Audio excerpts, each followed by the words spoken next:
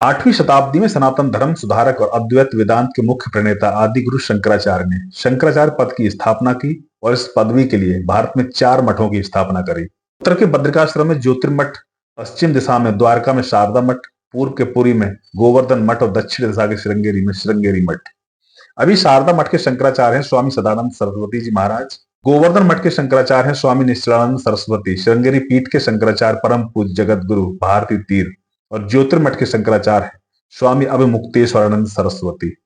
आदि शंकराचार्य के अद्वैत दर्शन को भारतीय दर्शन का प्रतिनिधित्व माना जाता है।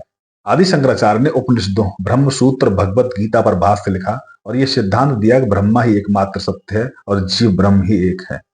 शंकराचार्य को भगवान शिव का अवतार माना जाता है। भले ही 4 मठों, चारों दिशाओं में, लेकिन सभी का एक ही सिद्धांत है और एक ही उद्देश्य की सनातन परंपरा को आगे बढ़ाना, भारतीय सनातन परंपरा और धर्म का प्रचार प्रसार। आदिगुरु शंकराचार्य ने जब चारों दिशाओं में 4 पीठों की स्थापना कर दी और इन सभी 4 पीठों में अपने शिष्यों को पीठाधीश्वर बना दिया तो खुद केदारनाथ चले गए। आदिगुरु शंकराचार्य की समाधि लेने के बाद से चारों मठों पर शंकराचार्यों की परंपरा आज भी जारी है। शंकराचार्य बनने के लिए ब्राह्मण कुल में जन्म और सन्यासी होना जैसे जरूरी मापदंड हैं। गृहस्थ जीवन का त्याग, मुंडन कराना, पिंडदान और रुद्राक्ष को धारण कर लेना। शंकराचार्य की पदवी लेने वाले सन्यासी को चारों वेदों और 6 वेदांगों का ज्ञान होना जरूरी है। लेकिन चयन के लिए शंकराचार्यों के प्रमुखों, आचार्य महामंडलेश्वरों, बड़े संतों की सहमति और काशी विद्वत परिषद की सहमत लेना जरूरी होता है।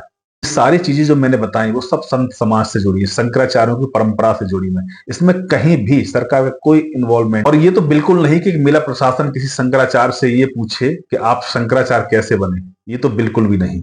अभी मुक्तेश्वरानंद सरस्वती की शंकराचार्य की पदवी का विवाद है तो चारों मठों का आपसी विवाद है, लेकिन इस मामले में राजनीति होने लगी। इस पूरे मामले को हवा ही नहीं मिलती अगर प्रयागराज मेला प्रशासन समय रहते अपनी गलती मान लेता, लेकिन इस पूरे मामले को हवा दी गई, इसमें राजनीति की गई। बस इतना बोलना था कि हम नियमों में बंधे हुए थे, भीड़ को नियंत्रित करना था, इसलिए हमने आपको रोका। लेकिन बात को तोल दिया गया यहां तक कि शंकराचार्य को नोटिस थमा दिया गया।